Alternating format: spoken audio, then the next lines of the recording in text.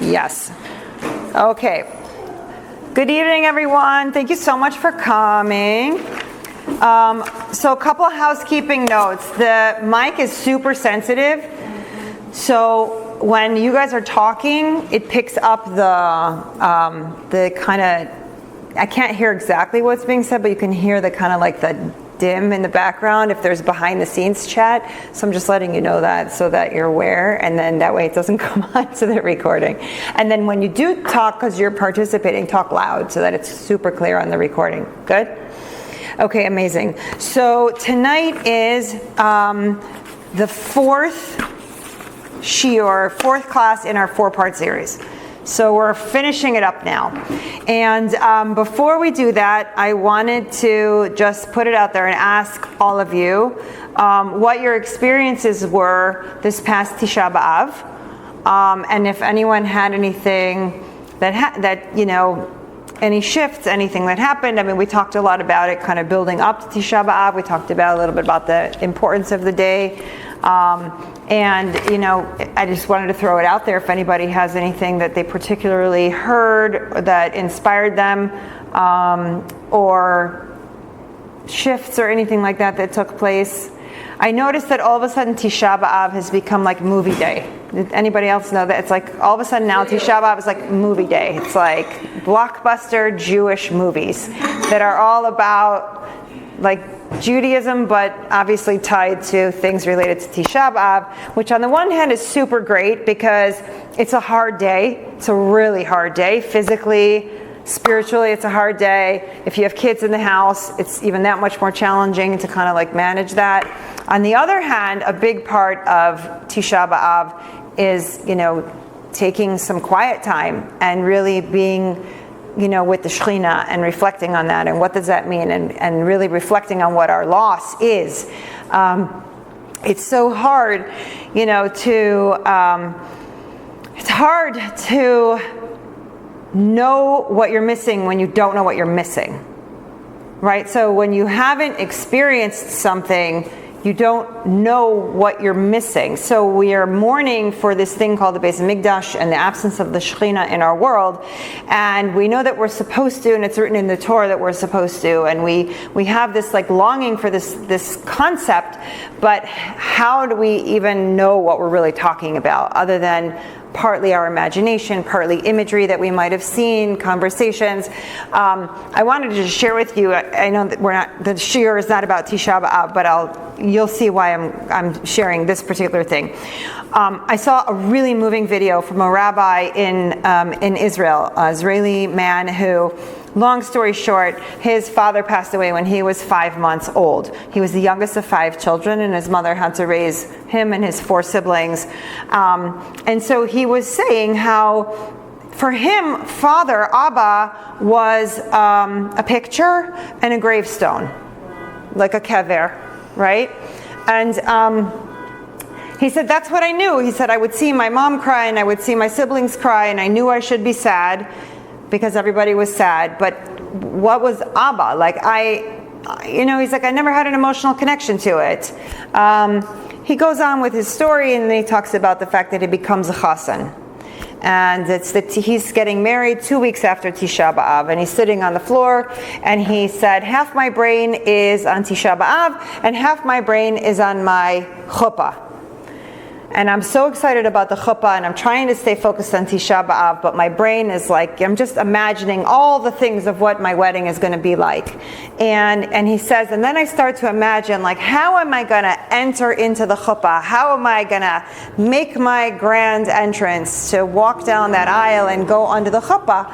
And he thinks to himself, of course, I'm going to walk down with Ima and Abba.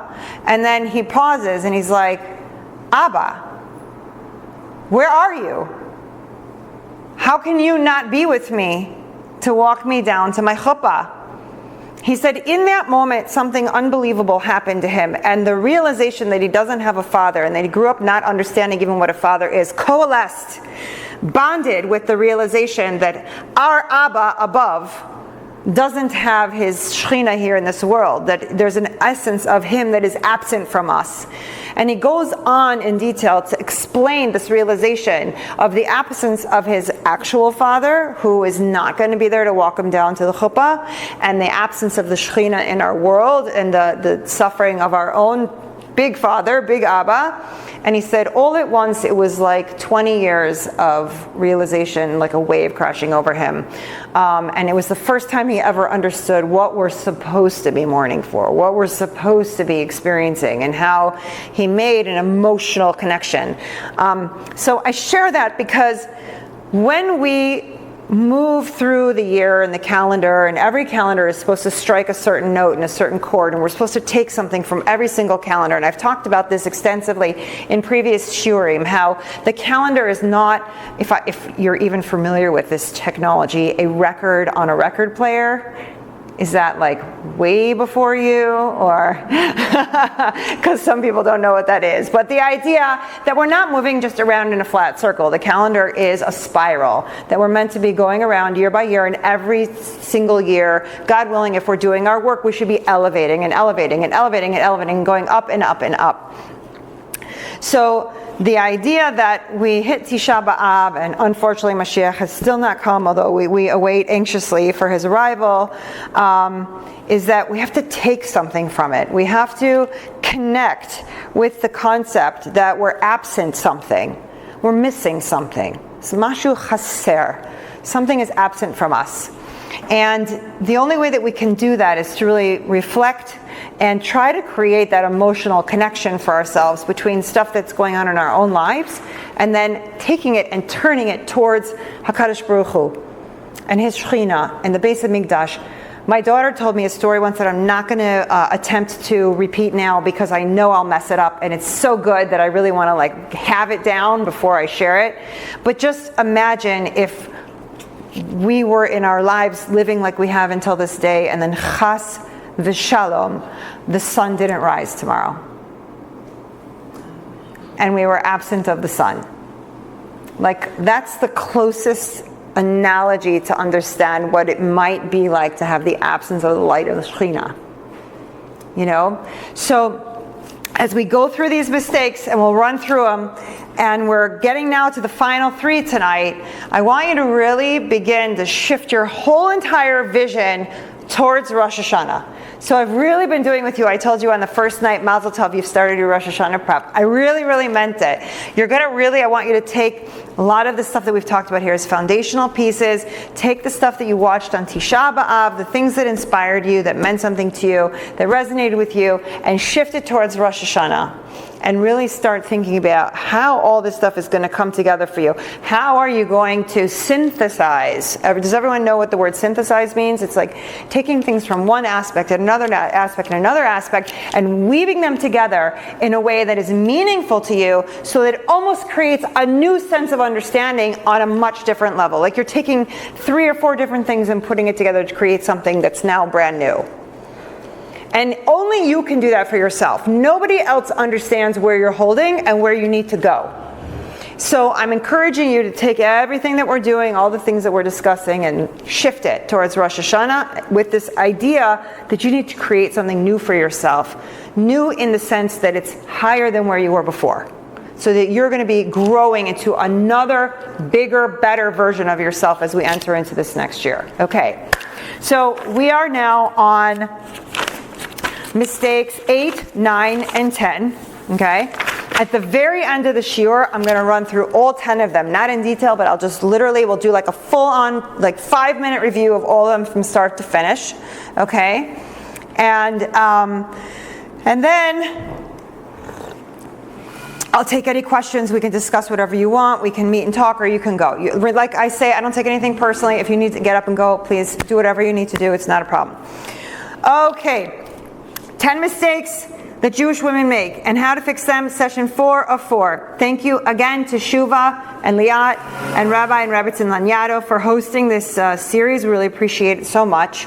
Dedications tonight: Leilui Nishmas Alfred ben Nisim Virginia, Seth ben Jody and Brian. Unfortunately, I have to add to that list of Leilui Nishmas Rav Eliezer Miller ben Rav Avigdor Miller. Rav Avigdor Miller's son passed away, I believe, yesterday. He was ill. the shir before, I had put him as a refuah shlema. Unfortunately, he's now nifter, and the family is obviously in their period of Shiva, so we'll add him to our list of Leilu Nishmas. If you have someone, please go ahead and add for refuah, for zivug, for whatever anybody needs. We could do it in the merit of the learning tonight. Mistake number 8. Okay? We ready? You with me? Good? Everyone's warmed up? We're ready to go? I talked enough? You've heard enough of my voice already? Go ahead. Before we do mistake number 8, just do the last 3. You want me to name the last 3? Okay. And then at the end, I'm going to run through them all. Okay, so the last 3. Number 5 was you don't know your challenger. And if you remember, I did a whole thing about the Yetzer Hara and his role in our lives, whether we like it or not. And why, even though he seems bad, we need the challenges in order to grow, in order to meet the demands of what Hashem has planned for us in our own personal curriculum, so we can achieve. And we can earn it, and then once we've earned it and succeeded, it's ours to own. Okay? Number 6 was we don't live with the end in mind. That's a mistake we make. We don't live with the end in mind. Meaning that, and then I gave you guys some exercises that you can do. Meaning, like thinking to yourself, well, in 120 years, what will people say about me when I pass? Like, what would somebody eulogize me? You know, what would be written on my gravesite, a tombstone or whatever you call it. I don't know what is exactly the right word for it. Thinking about what is the imprint you want to leave here in 120 years, and living with the end in mind, so that you're setting yourself up to be that person that you want people to know you as. Okay? And number 7 was that we live in denial of the reality of HaKadosh Baruch Hu, of Hashem. And I went into this whole thing about the idea that Hashem really sees, knows, and hears everything, and that we have to develop Yiras Shamayim and an awareness of His presence in our lives so that we can feel connected with Him. So we can feel like He's there playing a role and caring about everything that we're doing. So on the one hand, it's yes, that He's playing a role and He's caring and He's there for us, and we can speak to Him outwardly and openly any time of the day. And the other is to know that He's seeing and He's hearing and He knows our thoughts and knows what we feel. So there's no hiding from Him. There's no tricking Hashem. Right? Hashem knows the intention and the feeling behind every mitzvah we do, every thought we have, all of that. So it's understanding both sides of the coin. That He is an intricate part in our lives, whether we like it or not. Okay? Okay. Now we're ready? Good? Number 8? Okay. We don't reevaluate our priorities frequently enough. Okay? I'll repeat it again. We don't reevaluate our priorities frequently enough.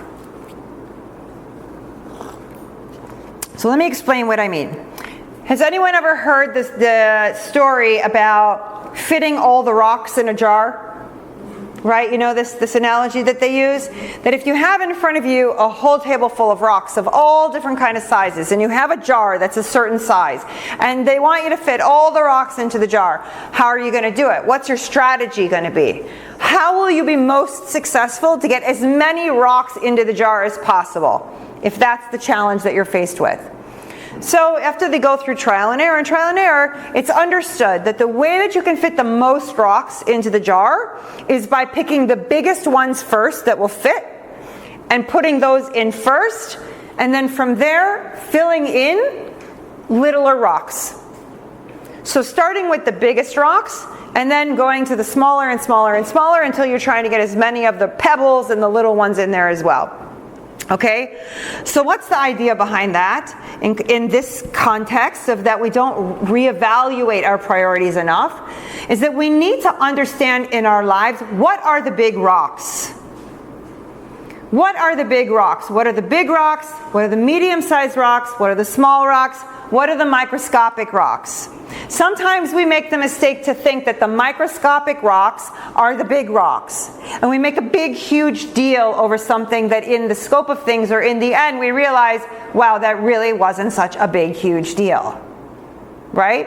And the only way that we can know that is if we don't just steamroll our way through life without looking back, without pausing, without stopping to reflect, to say, well, wait a minute, was that really a big deal? Is that really a priority of mine? I know it was a priority of mine last Rosh Hashanah, when I made my list of things I want to do and improve on and whatnot, but I'm now a different person.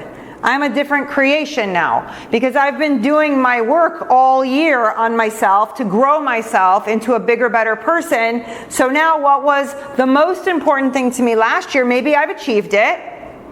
Maybe it's already checked off my list. Maybe it's no longer important to me. Maybe I had some changes in my life that shifted that as a priority.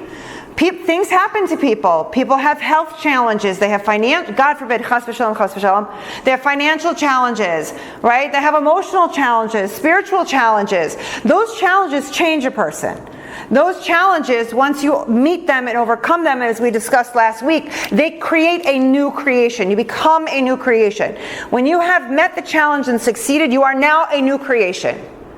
You now own that skill. It becomes a part of you, an integrated part of you that you will use for the rest of your life once you've achieved. So you're different now. Everything you've gone through has made you a different person. So why would you possibly keep the same list? For that matter, if you're doing your work and you're genuine about it and you're one of those people, and if you're here, I believe you probably are, who are really like craving to grow, craving to learn, craving to want to continue on your journey. So this really needs to be, I'll encourage you to do it, a monthly activity. And I think the simplest way to do it is Rosh Chodesh. Rosh Chodesh is a woman's holiday. You guys have heard that before? Rosh Chodesh is really supposed to be a chag for the ladies. Okay? So Rosh Chodesh is an incredible time to begin to evaluate in your life, what are my big rocks, what are my medium rocks, what are my small rocks, and how has that shifted around in the last month, or in this case maybe the last year as we approach Rosh Hashanah. So now that I say that, and I'm going to say it as if I planned it and I'm brilliant. Okay, but the reality is I didn't plan it. I only realized it after the fact that Hashem helped me with Sata Dishmaya to actually fall out this way. So if you pay attention, the first two, I did 2 mistakes on the first night and 2 mistakes on the second night, and I went really deep into each of them. And then I did 3 mistakes and 3 mistakes. And if I go back on this entire series and I look at everything I've told you, you'll notice that I started with the 2 most important. And then the next week I did what I thought were the next 2 most important. They're all important, don't get me wrong. But my point is, even the way that this series ended up and how Hashem helped me coordinate it is I took the big rocks. I gave those to you guys in detail, in depth. I kind of blew some circuits for some of you a little bit. In a good way, right? Because we have to get that stuff down and in before we can start to address all these other techniques and strategies on how to use those minor ones to help with the bigger ones. Make sense? Okay, so having to do with priorities, reflecting, let's call it monthly, on a monthly basis. First of all, having a big reflection to say, coming up on Rosh Hashanah, I need to do a big evaluation. What are my big rocks? What are my middle rocks? What are my small rocks? What do I need to get rid of completely? What really is not important? This is a big evaluation you got to do one way or the other between now and, I don't know, 6 weeks from now? Is that what it is, Rosh Hashanah? 6 weeks from now. Rosh Chodesh is August 17 and 18. It's literally 2 blinks from now. Okay? So don't think you have time. You don't have time. You have to really start thinking about it, even if you're just thinking about it when you're driving in the car. Right? And then eventually put pen to paper, because it's super hard to process this stuff and remember it and then go back and compare. You know me, I'm big on journals. If you're going to do this monthly, have a journal. Have your reflective journal on your priorities. And then you can go back and look and change and adjust and edit as needed. All right? In terms of setting priorities that are in alignment with being a Jewish woman, my suggestion, because nobody can tell you what to do. You're all adults and you choose. You are the co-creator of your own life with HaKadosh Baruch Hu, okay? But I highly recommend that you run everything through the lens of your relationship with Hashem and Torah. That's not to say that all of your rocks need to be directly tied to those topics, but ask yourself when you're choosing a job, for example, is it in alignment with Hashem and Torah? You're choosing an event to go to. Is in alignment with Hashem and Torah. You're choosing a vacation to go on.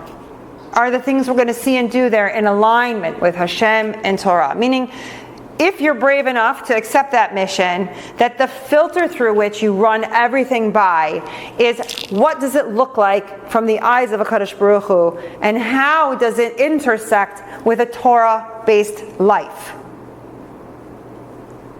Make sense? Questions so far? No? We're good? You with me? Excellent. All right. So that would be one suggestion. And understand that priorities, they need to be fluid. They should not be rigid. Because Hashem did not create us as machines. We're not robots. Right? We're human beings, and we experience things on a multidimensional level. Spiritually, mentally, emotionally, physically, socially. Right? That's 5 off the top of my head. There's probably more.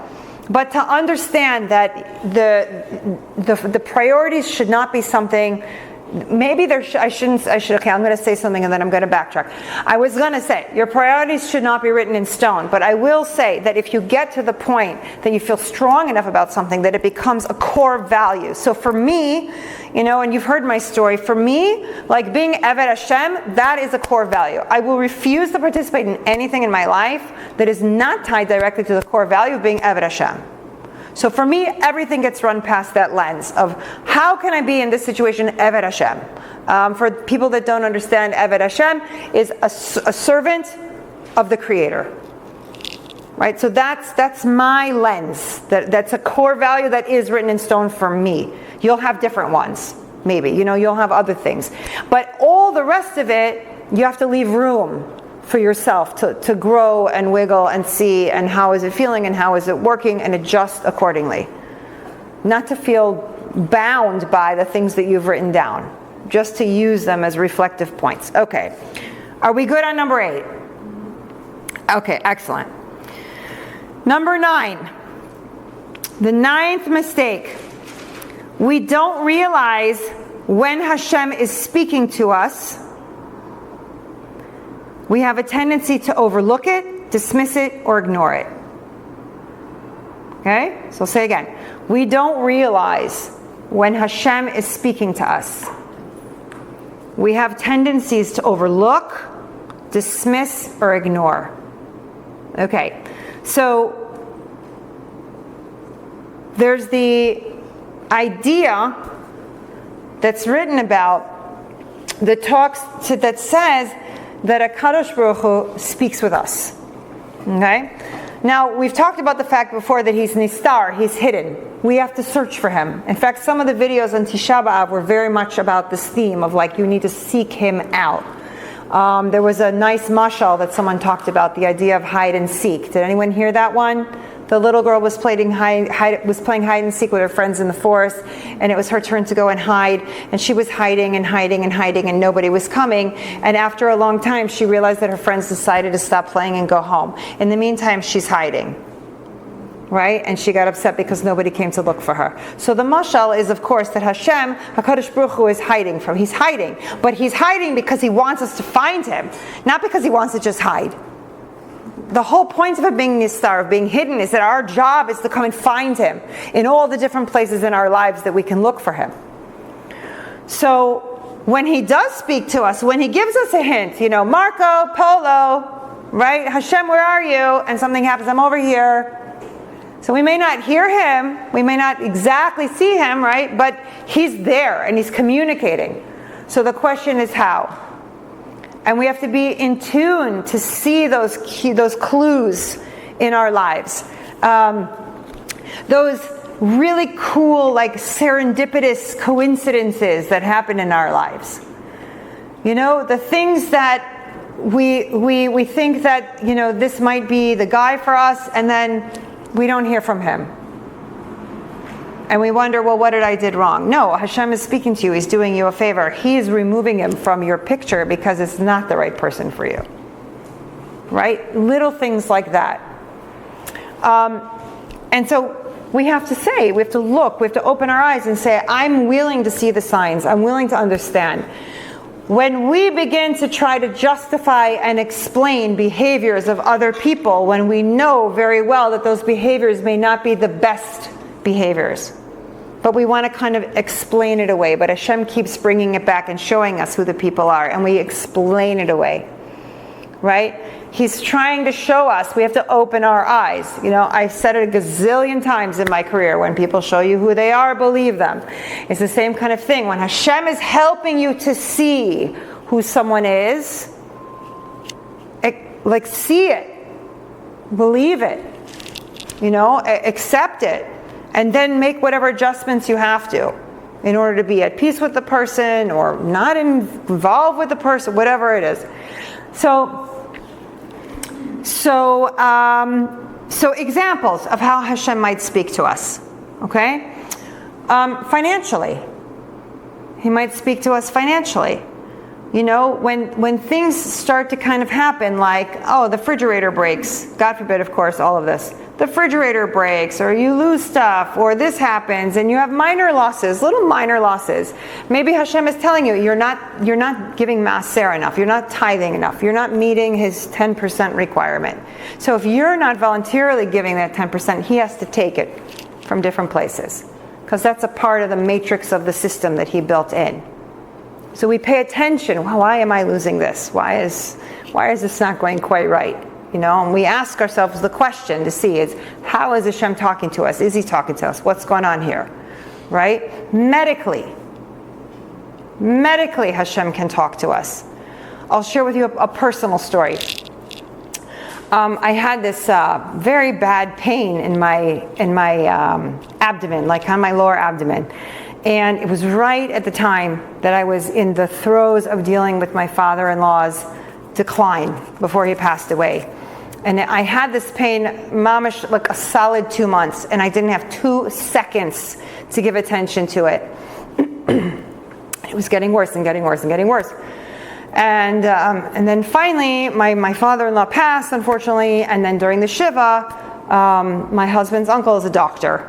So I was sitting there, I was talking with him, and I pulled him aside. I said, can I ask you, I have this pain over here, and he's asking me questions, and he said, you need to go and do something now. Like, when this finishes, you need to get this checked.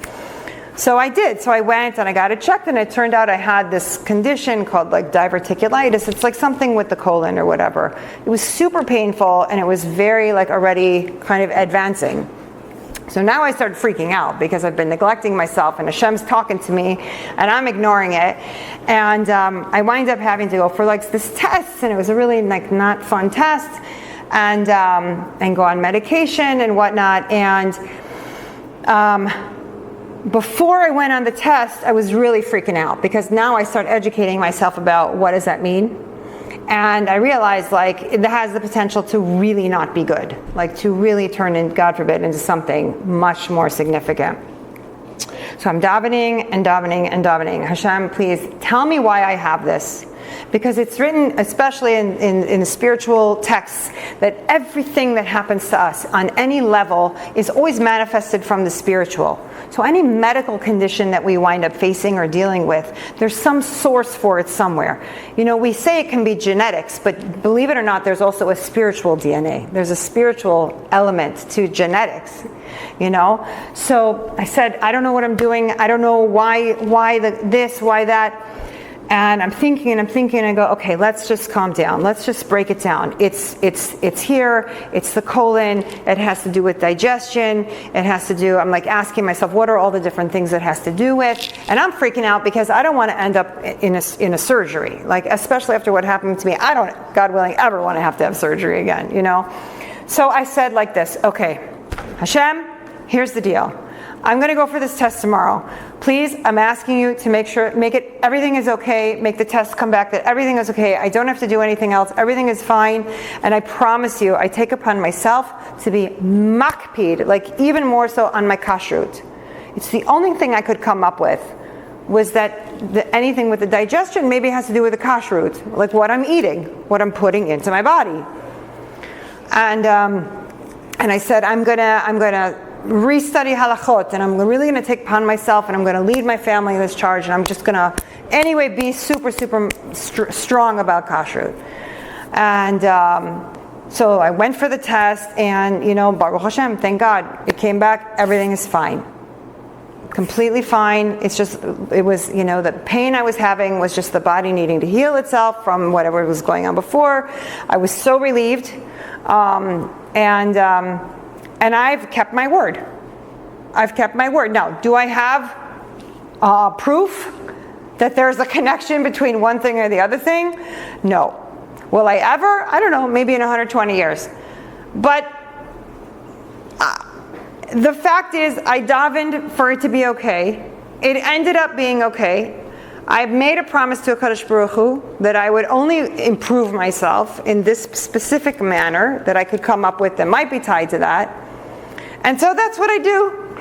And I've heard countless stories of people that have similar kinds of they have an ailment of something bothering them, something itching them, or maybe very serious sicknesses. And they reflect and they think, what can I do different? What might be tied? How is Hashem talking to me? We don't always come up with answers. But one thing we do know, and we've seen it here in our community, even with Rav Natanelli, who's given people guidance on different things to do for healing and so forth, that Hashem not only speaks to us, but He wants us speaking to Him. He loves to see us take steps towards Him. So when we don't listen for Him, and we let Him hide by Himself out there, and we don't seek Him, we are losing out. We're making a mistake. We're not taking advantage of something that has the potential to be life-changing, literally. So keeping our eyes open for the signs of how HaKadosh Baruch Hu is talking to us can be something that is hugely moving and special and meaningful, because the more you look for it, the more you will see it. Guaranteed. The second you open your eyes to it and you put your antenna up and start paying attention, maybe you're sitting and you're going to overhear a conversation. And it's exactly what you needed to hear. Or you ask yourself, why am I hearing that? What do I need to learn from that? Why am I seeing that? There's nothing by coincidence. Everything in your movie, everything in your personal sphere is on purpose. It's no accident. So if you see something, I'll tell you another personal story that happened about 4 months ago. I was in the car with my family. My husband was driving. Two of my children were in the back seat. And we were at an intersection. And we saw literally right in front of us, Baruch Hashem, we were not involved in it, a really bad accident. Like somebody was turning, someone else totally blew the light and just went right in the car. And it made a terrifying noise. And it was a total scene of chaos. And we were all in the car, totally stunned. I was stunned. And my kids start crying. And I looked at my husband and I said, why did we just have to see that? Like what? That was literally my first response. Why is that in my movie? Why was that? What just happened here? And I still don't have a clear answer, but I spoke to one Rav about it, and he said it could be like a kapara, like an atonement for something. God bless you. You don't even know, like in this life, a past life. It's like there was something about that scenario that had to give you that boom, that like fear, that whatever, that shock. And that shock that you experienced that rocked you was some type of an atonement for something. So I have no idea what, but to me that was like the most sensible answer, because there's no logical reason, but everything plays a role. Everything plays a role. If you keep seeing something, the same thing shows up in your movie, you should start asking about it. Why? Why do I keep meeting people who are like X? Why do I keep seeing Y? Why do I keep hearing that? Ask, yeah. You tend to often share how you, like, employ, or it's the wrong word, like you call upon Hashem to get you through something, and you do so with confidence and grace. And at the same time, like, I'm curious how we are able to do that if our bargaining chip is to do what he already asked us to do. So, like, how do we not feel audacious, kind of saying, God, get me through this, and I will do the mitzvah that you wanted me to do Anyway. Well, let me give you an analogy. For those of us that have, kids, you can imagine you have an expectation your kid is going to clean their room, right? And every day you say, clean your room, clean your room, clean your room, clean your room, clean your room, clean your room, clean your room, clean your room, clean your room, and they don't do it, right? And then one day you start to get really upset, and they're like, okay, I'm going to clean my room. I'll clean my room. Just don't get upset. I'll clean my room. And you're like, okay, fine, good. It's like the same kind of concept. Like, yeah, there's none of us that are doing everything we're supposed to do. But just like you would imagine, like just like a parent, like parents are thrilled when kids are doing what they're supposed to be doing, let alone doing anything above and beyond what they're supposed to be doing. So it's kind of the same kind of thing. Like I said last week, any little effort we make towards HaKadosh Baruch Hu is in Shemaim like fireworks. Because what I love about your example, it wasn't, and I apologize if I didn't acknowledge right away, it wasn't that I'm God forbid a victim and I need you to save me, and in return I will do this for you. It's that I decided I'm not a victim anymore. I have you, Hashem, with me, and that empowers me to do that mitzvah that I'm saying. Right, because I know Hashem loves me. And you should also know that. I'm not saying that because I'm anybody special. I'm saying that because I've gotten myself to a level of understanding Hashem loves me. He loves me. Like, without question. He loves me because I'm still here. And so are you. He loves you. Even people who are not here, he loves. But my point is, we're still in the game. We're still playing the game. He's giving us another breath. Every breath is you're still in the game, So no matter how many times that we are offensive and doing something that we quote unquote, I don't like the right and wrong language, but I don't know how else to say it, like shouldn't be doing, right? He still loves us. Like, we still love our children when they're doing stuff they're not supposed to be doing. We may not be thrilled with their behavior, but we still love them. And I think it's like anything. I think it's a muscle that needs to be flexed. I think the idea of getting to a point of being absolutely certain Hashem loves me is literally saying it over and over again to yourself. And stepping into that space to know, you know what? I have an Abba. I have an Abba Shebashamayim. I have a Father in heaven. And He loves me, and He's watching me, and He's looking out for me, and I want to make Him proud. And when you step into that space to know that you are the daughter of the King, so you start to walk in the world in a very different space. I had someone, a few weeks ago who was speaking to me not nicely, was not happy with what I had to say. And I said, be careful. Be careful how you talk to me because Hashem really loves me. And he just looked at me and I said, no, I'm really, really serious. I said, be careful. I'm one of Hashem's prized daughters. And he was like, he literally was so caught off guard. He's like, oh. I said, so if you want to discuss it respectfully, we totally can. I said, but you can't speak to me the way that you're speaking to me. And he completely backed off and had no idea what to do with himself, understandably. But I was totally serious. I was not joking. I was like, you're not going to talk to me like that because I am the daughter of Hashem.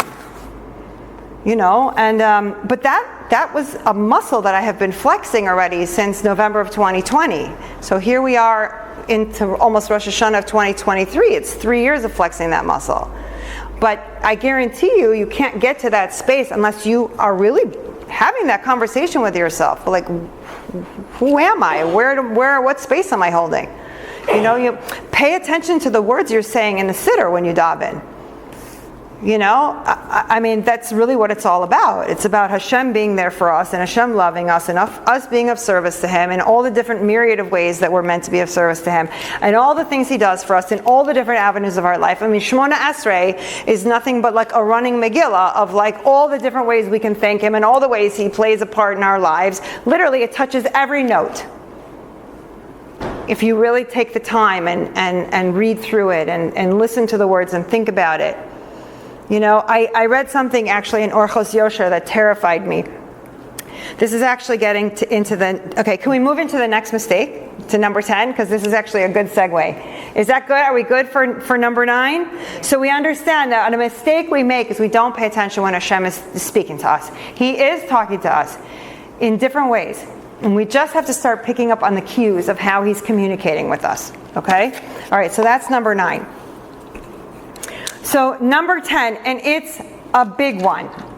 Even though it's a third tonight and it's the final one, it's a big one. I would call it a big rock. Okay? Even though I didn't start with it, I figured it's a good bookend to end with it. All right, it's a big, big rock. Okay?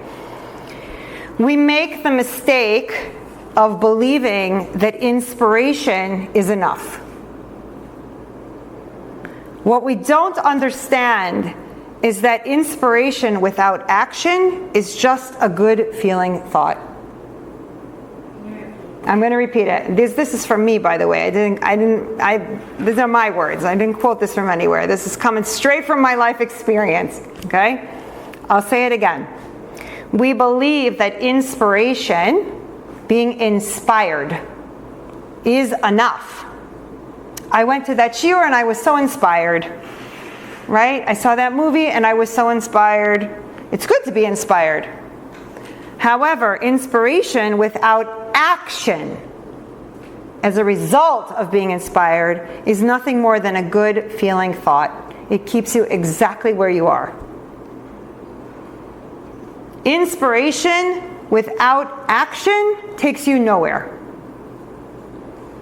In this world of the Malchus, the physical world, it is the world of asiyah. It's the world of doing. It's the world of action. It's the world that we have to make it happen. Being in spirit, and when you take the word inspiration, it's really coming from in spirit. When I am inspired, I am in spirit. It means I am connecting to my soul, and I'm feeling moved by that connection. But being inspired is only meant to be the initial spark that then drives you into action. Have you ever met somebody that they're in shiurim every single week and every year they're the same exact person that they were the year before and the year before and the year before?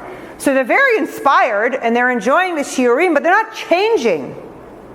The Torah is not meant, it's not an intellectual pursuit. The Torah is a divine endeavor. The Torah needs to live through you. It's not something that you just learn for the sake of learning. It's meant to literally redesign you and recode you and refine you. So to be inspired by something is only the first step. That inspiration has to lead you to some type of action. So it means of everything we've covered in this whole 4-part series, to go and reflect what things can you take from this and move them into reality.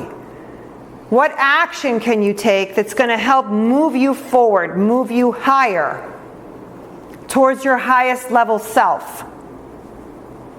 So we have to, it's the difference between listening and being inspired and applying what you learn. You have to apply what you learn. So a good activity for you after all this is said and done, and I would highly encourage you, if you want, as a part of your Rosh Hashanah prep, is to go back, listen to the recordings, listen again, process some more, take a look at your notes, and highlight for yourself, where am I going to take the inspiration that I got from these classes, and I'm going to move them into this real world. I'm going to make them have a direct and meaningful impact on the quality of my life and the life of the people who come in contact with me. So when we inspire, it means that we're connecting spiritually, and the person who is inspiring us means that we are connecting to them also spiritually. It means that our neshamot are connecting, and that energy is flowing. But it's meant for you to take it and do something with it. Yes? I'm going to give you an example. This terrified me, by the way. I like bringing you stuff. This like terrifies me. I don't know why. Because I think, people get motivated by different stuff. For me, I'm one of those people. I'm very into the whole woo-woo, heebie-jeebie stuff. And so for me, I pay attention to that stuff. So anything that's talking about, olam haba and the neshama, the soul, and heaven, and all that stuff, I love all that stuff. I love learning about it because I know that this physical world is just temporary. So there has to be a whole other gigantic element that we are not privy to, right? So I'm always curious about what's going on up there. So I was reading halachot this is Rav Chaim Kanievsky Zatzal's one of his primary works, Orchos Yosher, and it's talking about the halachot of davening. Hold on, let me see where it talks about this. So this is what I mean by putting things into action. So we read stuff all the time, right? We read, we learn, right? But the question is, once we read it, what do we do with it?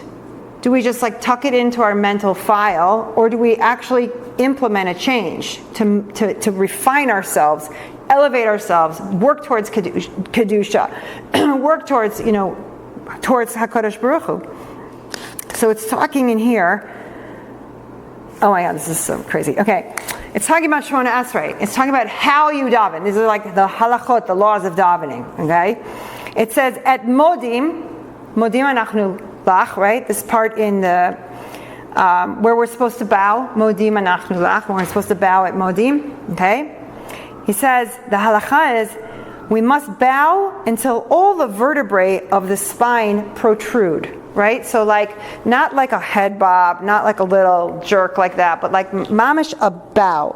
Right? So that the spine is rounded and all the vertebrae are kind of showing, if you're leaning forward, right? Meaning, what's the point? You're bowing. You're bowing to your Creator. That's what's happening in that moment.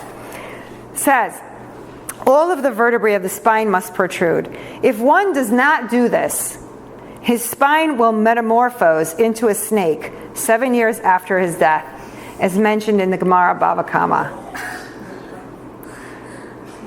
Do you understand how much we don't know?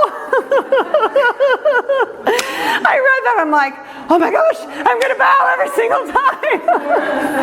Now that we know it, that's the point. So, not everybody, for me, I read that, I'm like, oh, heck no. Right, we don't learn, right. That's why we don't know it. That's why we don't know it, right? I was like, what? I've never heard that before. Nobody's ever told me that before. I'm going to go to Shemaim and I'm going to have to wonder about that? No way.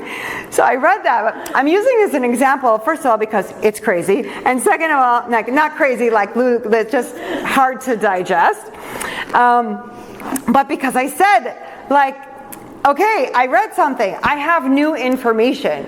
I have a choice now. What am I doing with that information? You better believe I am bowing. I am fully bowing, right? I am going to subserve it in Modim. But it's just one example. The idea that it's not just another thing that we read. It's not just another piece of information. When we find information, and this is a simple one. This is so simple that it's the difference between one of those or one of those, right? A shallow bow or a mamish a bow, right? It's a simple switch to make. I was like, okay, I'm in. Don't worry. I'm going to be doing that from this point forward. not everything is that easy. If only everything was that easy, right? But I just use this as an example of the fact that, like, we learn things. You guys are all very learned. You go to shiurim, you're in front of you sit and you hear from a lot of different people. Maybe you listen to lectures, or you have your Rav in your congregation, your parents, I don't know, whoever's modeling things for you. But we have to pay attention that when we're given an opportunity and we do become inspired by something or a new little piece of information that can help us make minor tweaks and changes, to take advantage of that. Because those are the fine tuning. That's the really fine points that refine us as Jewish women. Make sense? Okay. Any questions about 8, 9, and 10? Yes. Maybe if you could just give some more tips about number 9. Yes. You don't realize when she's speaking to us. Mm-hmm. Like how to decipher if this message is really from Hashem, or if I'm just, or it could be the other side, or I'm just making something. Like just how to better decipher. So I'll tell you that I did a lecture on this. In the Bakol Mikol Kol series. I think you can actually find it on the YouTube. I think the title is something like Imagination. You can look it up and listen to that shiur. I talk about the whole idea of how imagination, because what you said is really important. You're like, how do I know I'm not just imagining it, right? There's sources to bring the idea that imagination is a gift from HaKadosh Baruch Hu. Because we can't see the spiritual side of things, we don't see beyond the veil of what Hashem allows us to see in the physical world. The use of our imagination is a bridge. It's a bridge between our world and other worldly types of things, So using your imagination to kind of understand and build connections and imagine, what would it be like this? You know, they say that if you can see it, you can be it. If you can see it, you can do it. You can build it. The whole idea of imagination, it's a very fundamental and important tool that we have. It says if you can envision it, you can actually get there in the physical world. If you can't envision it, then it's almost impossible. Imagine trying to build a house without a blueprint. How does a blueprint start? Imagination. We're imagining what would the house look like, what would the stairs be like, what would the roof look like, what would and eventually that trickles down into something on paper, and eventually a builder can come and build it. So sometimes we have to imagine, and we have to ask ourselves, it's like what I did, well, what could it possibly be that Hashem is talking to us about? And I think that regardless of the answer, whether it's something that Hashem is giving us a reward, or whether He is giving us a correction. I don't like to use the word punishment in these cases because I feel like we have to deal with that enough. I think Hashem sometimes has to use tough love with us to redirect us onto the path that He knows is the best for us. And so that might come in the form of what feels like some kind of a punishment. But we know that no matter what HaKadosh Baruch Hu does for us, it's for the best, it's for the good. So anything that's going to lead you closer to Him, I think it's fair to say that that's a good sign that He's communicating with you. Because what is His ultimate goal? His ultimate goal is that you, one of His children, is as close to Him as possible. Yeah. To imagine, so that you can connect to God. So today I was walking and I have a dog, thank God, and with my dog I have to go outside, and when I go outside that's my time to meditate and talk to God. So Oh, nice. Anyway, so I was like, God, help me and guide me and be there for me, and all of a sudden, that second, this butterfly just like flew into my way. Amazing. It was like floating around me, and I said, wow, God, how was you? You're guiding me, I see you. And actually for a second, I'm like, why are you weird? What do you mean butterfly? So you don't need anyone else to judge you. You judge yourself. It's perfect. You have a built-in judge. But like on that note, I used my imagination and it really helped me connect and it uplifted my spirit so much. I said, look, you're here. You just showed me. And it's funny, every time I walk by that path, right by that path, that butterfly's always there. And it always gives me that feeling. That's amazing. I mean, but again, nothing is by accident. No. Right? Another person walked down that path and didn't see a butterfly. Probably many other people took the same exact path you took this morning and didn't have a butterfly fly in front of their face. You know, they talk about how angels come in different forms and in different ways, and those can be the sight of a butterfly, a hummingbird, whatever it is that's kind of, you know, around you. Absolutely, why not? It's beautiful what you shared, and if it made you feel closer to HaKadosh Baruch Hu, why not? I was just gonna. It reminded me of when I was already living in LA, and both from my father's side, my grandfather and my grandma both at different times passed away, and I was very close to them. So when my grandfather passed away, and I found out there was like this white, like beautiful bird that was like. Oh wow! By the window. Wow! It was. I kind of also. I guess I used my imagination, and I really believe that was tempting to say. Yeah, but that's. There are actual recorded stories about that. Right. And then for my grandma, same thing. It was like I was walking back home, and there was this huge butterfly that got my attention as I was walking into my house, and then. Maybe 5-10 minutes later, my dad called me to tell me that my grandma passed away. Wow. That was my grandma. I don't know, I just believe that. Yeah. Really Yep. and, Yeah. it was like really very distinct butterfly. You know, maybe I've seen other butterflies, but that was big, and it was just right there. Amazing. Really, Amazing. Did you want to share something? Yeah, like for example, ever since I was a child, I took care of birds. Hummingbirds, whatever. After a storm, I would rescue them. Oh wow! There were so many, and I raise them, and like make them learn them, kind of teach them how to fly again, and all of that. So anyway, when I had my baby and I was pregnant, I had like a feeling I had to go downstairs because I had to go get something from downstairs in the garage. But then I went out, and there was a hummingbird, and it would stop me from going. It kept going like this, buzzing like that, and I was like, what's going on? But I didn't listen to the signs. I didn't listen to the message that Hashem was sending me. So I went downstairs, and there was something slippery on the step. So I like fell down and pregnant with the baby. Oh my gosh. And Baruch Hashem, I held really strong, but the bird kept on following me. Wow. I went back to the house, and kept on coming and like flying, like telling me something. Wow. But I still didn't listen. I still went, and I fell, and I held really strong. I didn't hit my stomach. Thank God. And I didn't hit the baby. Yeah. So then later on, I said, look at that. The bird was telling me, don't go. You know, there's something slippery there. And I didn't listen. Wow. Amazing. So, listen, Hashem has a gazillion ways in which to communicate with us. He can choose any way he wants.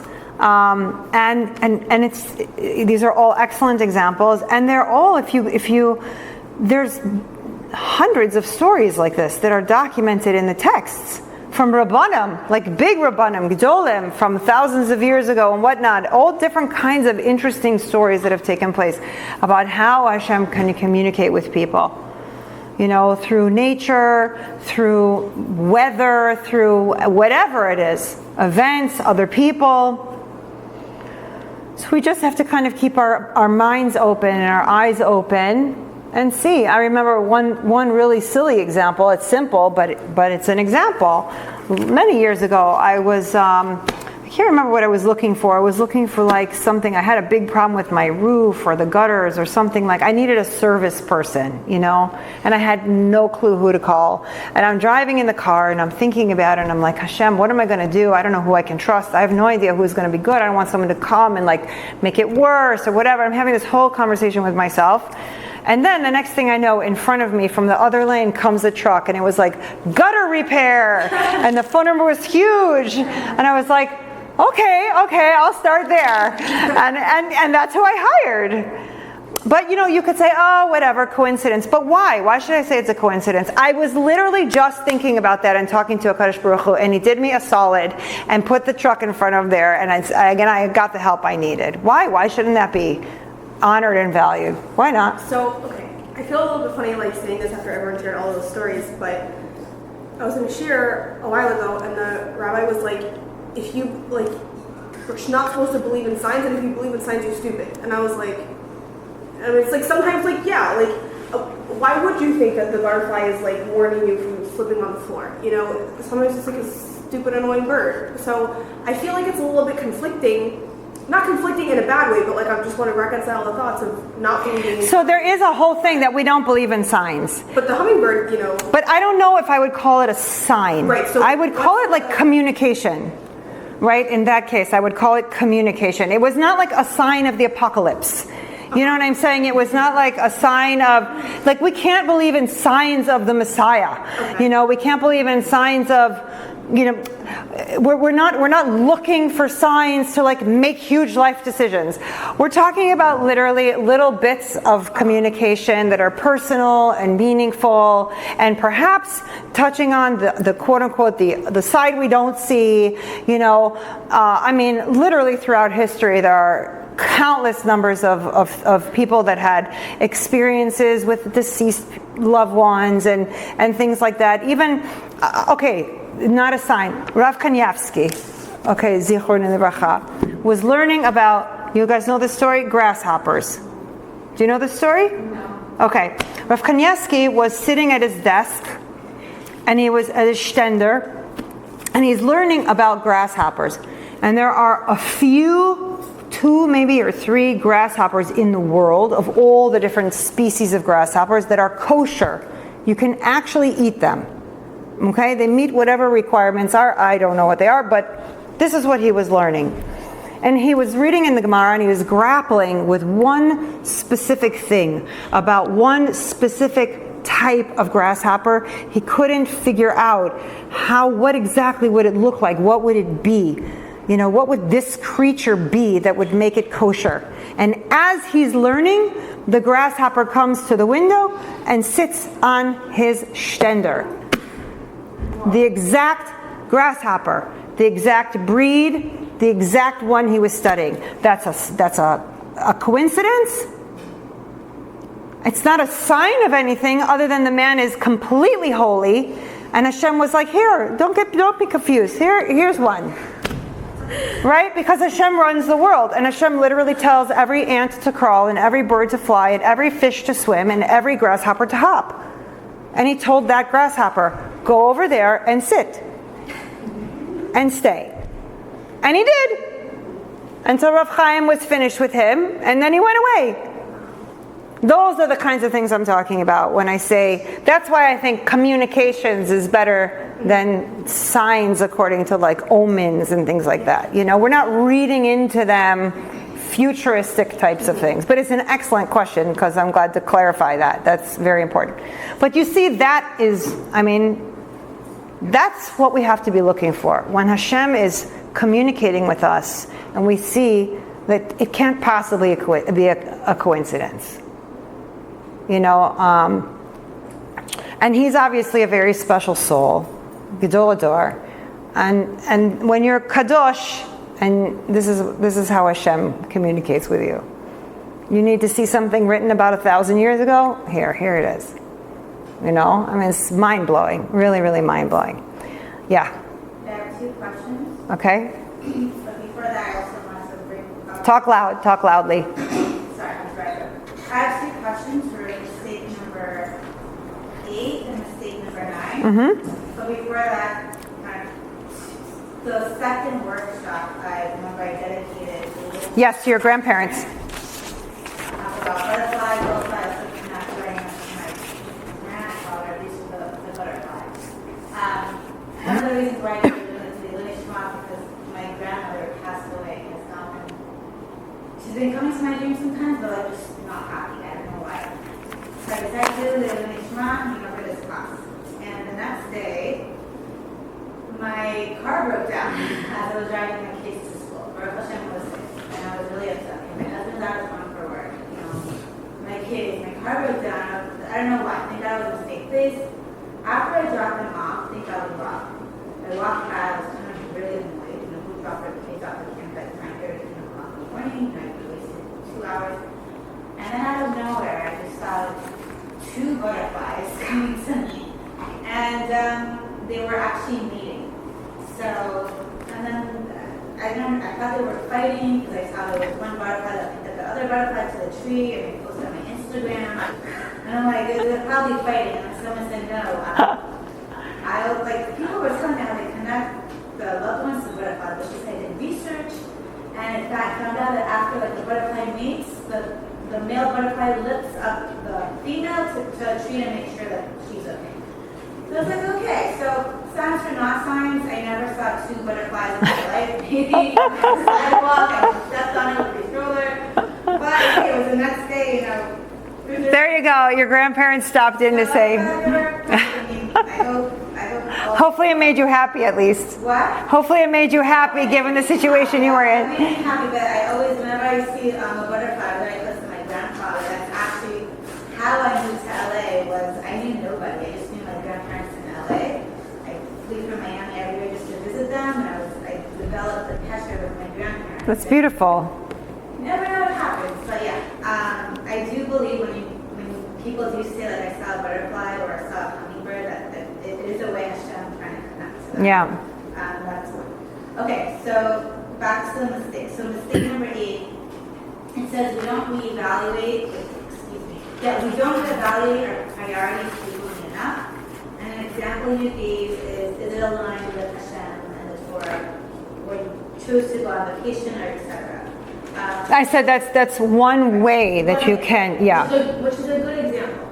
So my question was based on this example is, let's say when I was not married and married now, if I needed to go on a vacation, winter break, whatever, I would make sure that wherever I go, there's a minyan or there's a Chabad house. Or just a Jewish community. Yeah. So let's say you really need a mental break, and the vacation that's apparently available with your budget and everything is there's no Jewish community at all, there's no Chabad, especially Shabbat, so there's no minyan. It doesn't really align, I guess, Torah-wise, use that with the minyan, but if it's good for your mental health, is it okay to go on a vacation? So I'm not going to answer that based on myself. I'll tell you actually literally what I read. It was either yesterday or the day before. Okay. I read from Rav Avigdor Miller, who you know obviously has a very strong hashkafa. He said in regards to vacations that if you have to go somewhere that will separate yourself from a community completely, better not to go. That's what he said. And he used the reason to say that part of what keeps us healthy, basically, as Jewish people, is our connection to the things that our community offers us. So if you have to go away, or you desire to go away, better that it be someplace that you can still, like you're saying, get kosher food, or you can, you can find a minyan, or maybe you arrange the trip in such a way that there are enough people going, like, obviously, if people like to go camping and they want to go spend time in nature. Okay, well, there's Chabad houses in a lot of places, but probably not right in the middle of Yosemite. I don't know. But, so maybe you arrange that a bunch of families are all going to go and there's going to be, you have a minyan. I don't know, you have to, but that's what he says. Like, I don't feel qualified enough to answer that I'm for myself, but he's basically saying that you're doing yourself in the long run a disservice by putting yourself in a place that doesn't have the various things that a Jew might need. If, for example, you have to bring your own food, so then you have to make sure that you have refrigeration. Like, does where you're going, if you're bringing your own food, do you have a freezer? Do you have a fridge? Do you have a way to cook it? Do you have a way to warm it? I can tell you something ridiculous that I did that almost got us eaten by bears. Which literally only I would do in my ridiculousness. We went to Sequoia, and we stayed in a lodge, whatever. And I learned about it from other Jewish families. There was a lot of Jewish families coming and going from there. I saw a lot of Jewish families, and so I was like, okay, I'm going to make the food and I'm going to bring it with. And then when we get there, they're basically like, okay, take everything out of your car. You can't have anything that smells. You can't have suntan lotion. You can't have anything, like literally nothing that smells. You can't keep anything in your car because the bears will break into your car. They'll rip the doors off and they'll want to eat whatever. And I'm like, okay. And then I'm like, okay, but I didn't say to them, but I'm thinking to myself, okay, I have food and I have to heat that food up like in the hotel room, because I have nowhere else to heat up that food. And then I find that our room is like on the ground floor. Like literally a 5-year-old could look into the window, let alone a 10-foot bear that would want to smell my food and come in. So me, all I have to serve my family are meatballs. I made meatballs and I froze them, and then I brought a little warmer. So I'm warming up the meatballs, and as the meatballs are getting warmer, they're smelling really good. And I'm like, we are all dying tonight. We are all being eaten by a bear tonight. First he will eat the meatballs, then he will eat us, and it will be finished. And I was convinced. I literally did not sleep the whole night. I was on guard looking for bears that want to break into the windows of my hotel room. It was so bad. My husband's like, you look horrible in the morning. I'm like, right, because I was guarding us from bears. I had my bear spray, and I sat on the couch the whole night looking at the windows. Children. True story. Oh my God, what a nightmare. Anyway, going back to vacations and kosher food. Don't go where there's bears if you have to heat the food up. But yeah, so ideally you go where you can be with a community. What was your other question? You gave a very good example of this, and I'm trying to be sensitive to how I'm going to bring this up. Okay. For my benefit, you don't have to be sensitive, but for everyone else. Okay. For people, I want to say what. Oh, okay. Like listening on the recording. Oh, yeah. So this workshop, by the way, thank you. I'm gonna miss this workshop. It's the last workshop, but it's kind of flexing your muscle. Yeah. So an example you gave is that you spoke with a person who was not speaking to you respectfully. Yeah. And your positivity was, don't speak to me that way. I'm a daughter's son. And you kept reminding him until he backed up. How do you advise? I've seen this a lot in the Asian culture, and also from the women, from the young girls, and teaching at Hula girls and other schools. I've been mentoring that they have low self-esteem, and they bring it to their adulthood, and even they're still, one of the reasons they're single or they bring it up and even in their marriage is because it stems from their childhood that they're so used to being taught a certain way. Yeah. And when they meet certain people in their lives, they become professionals, and have had rabbis' daughters. Again, people that are recording does not mean that God forbid that your father who's a rabbi or rabbis were bad, God forbid that. Yeah, no, we're speaking generally. It's not, yeah. They don't know how to speak for themselves, or how to even look like, hey, you're a God. So building self-esteem. Building self-esteem, but how can women feel, this even applies to women, even to men, that they are God's child of Hashem.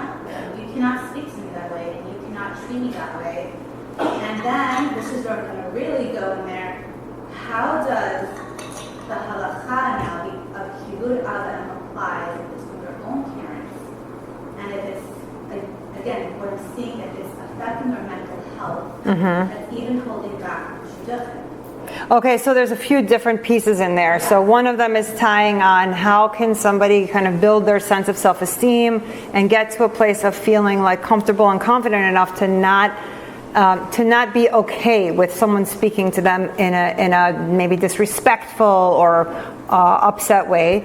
And then the other piece of it, I want to paraphrase the last part of it. Help me to kind of just nutshell it. Last part of it, how does kibud avim? Right, okay, so kivud av v'em, when they might be the ones not speaking nicely. That's kind of the summary, okay. So let's start with that one. So with kivud av v'em, it is so tricky. It is so tricky. Because it's not like it's just some halacha. It's literally one of the 10 commandments. It's literally a foundational cornerstone of our entire relationship with God. So obviously, if it's one of the 10 commandments, it means it's pretty darn important to HaKadosh Baruch Hu, right?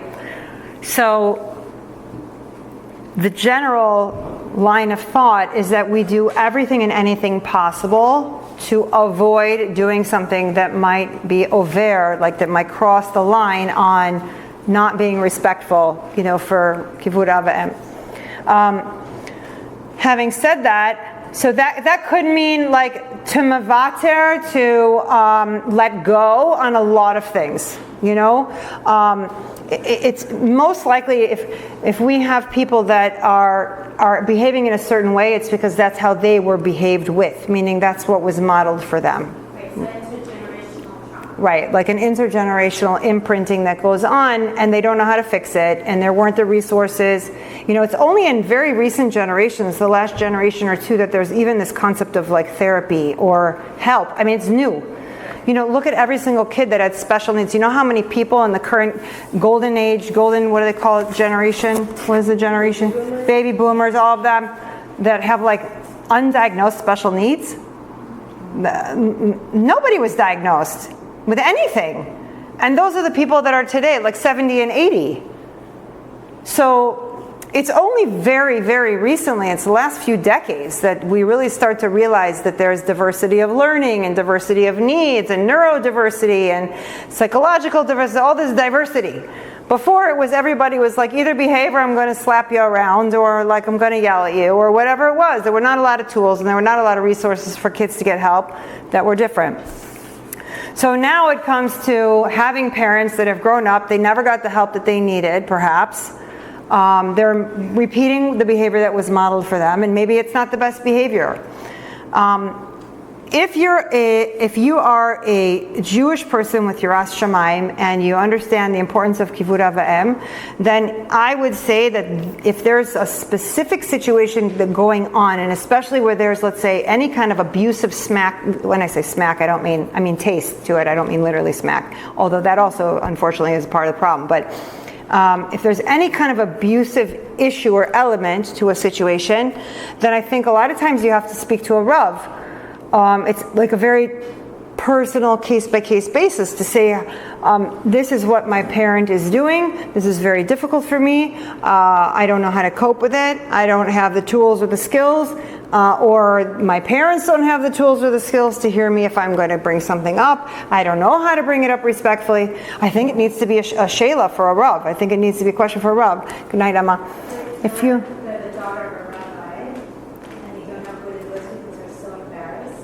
Totally. There are ways to ask questions anonymously.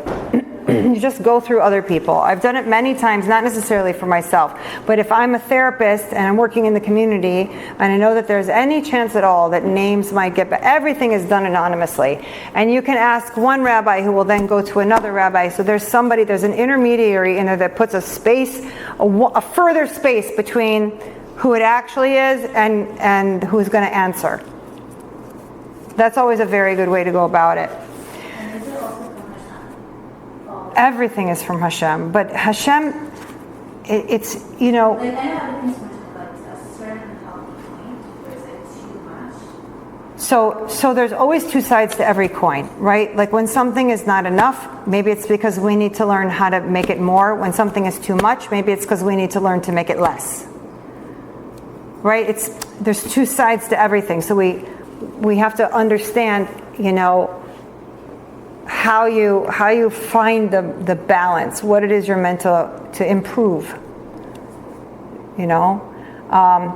But certainly it's a serious enough of an issue that if there are questions about how much you can handle and what's going on with parent situations, to really ask halachically what is the right way to handle it. And they might say in certain situations the right way to handle it is to just simply be quiet. Like they speak nastily, just don't speak back, maintain your respect, don't take it personally, don't let it go into you, and create emotional mental boundaries and do it that way. Especially as people age, their filters disintegrate and things come out that like you would be shocked. You're like, how would it possibly say that?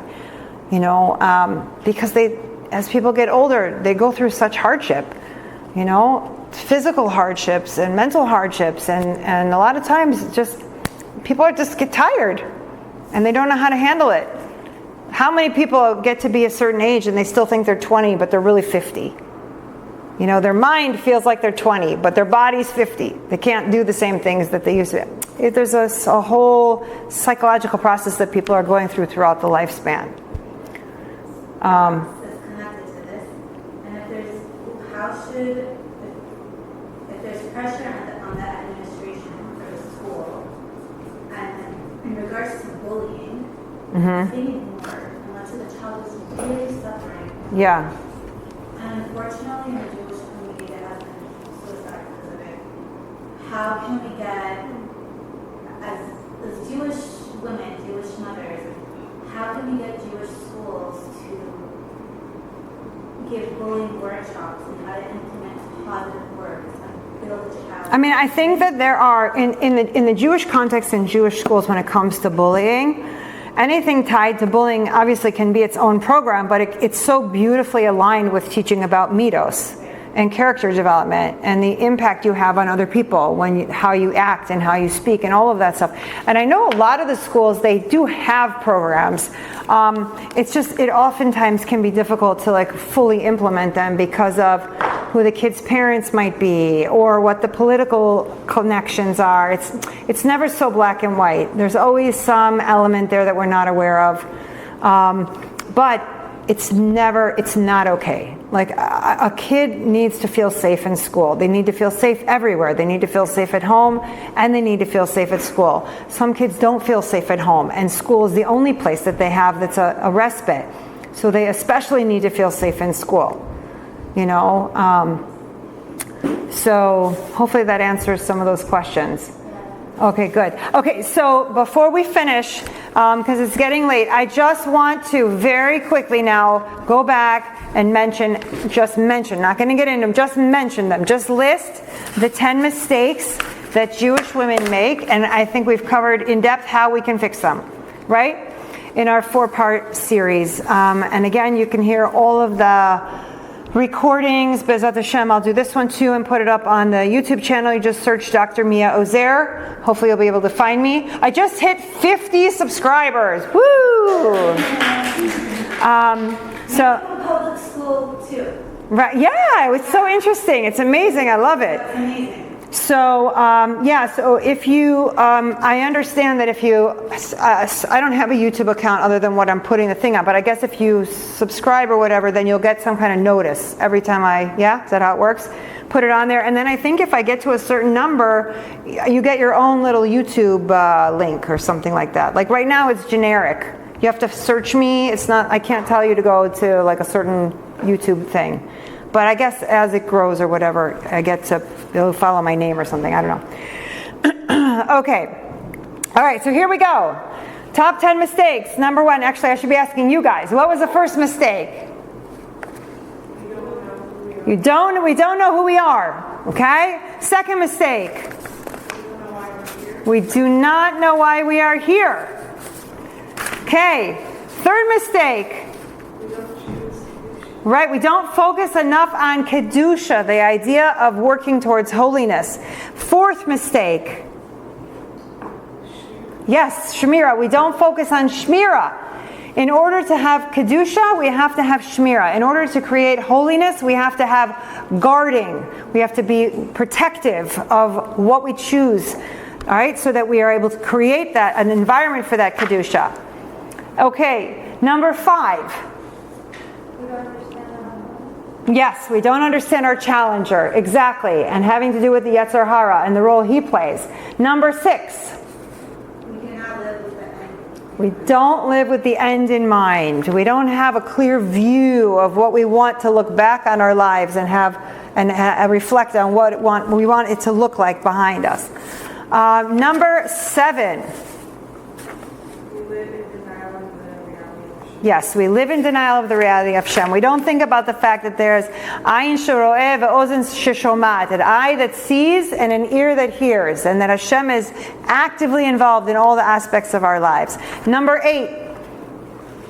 We don't reevaluate our priorities. Exactly. We don't reevaluate our priorities frequently enough. We need to make it like a regular event.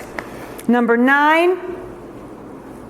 We don't realize when Hashem is speaking to us. Correct. We don't realize Hashem is speaking to us. How He's speaking to us, we have to seek Him out. We have to look for the ways in which He communicates with us.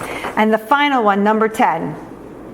Spirituality is practicing. It's related to, Inspiration is enough without action. right, exactly. Inspiration is not enough, right? We believe that inspiration is enough. It's not. We have to take inspiration and turn it into action in order to really have it be something impactful and meaningful for us. Okay? Okay, so you made it.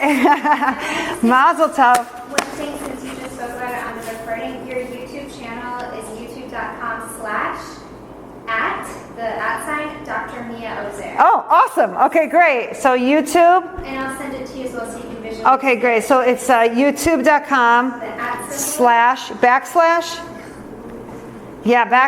and then, or some kind of slash, at Dr. Mia Ozer. There we go. So you guys can sign up on there. Be an anonymous Q&A in the future in case women maybe. That would be great. Yeah. We could totally do that. An anonymous Q&A. And then you could just Yeah. And then nobody would know. Thank you all so much. And Mazal Tov. And My phone is going to die, so that's why it's so dark, but you could see at Dr. oh, that's awesome. Okay, perfect. And I'll post if I'm going to do something for Elul. Okay. Thank you. Hold on one second. a person. Yeah. Hold on one second. Let me just turn this off.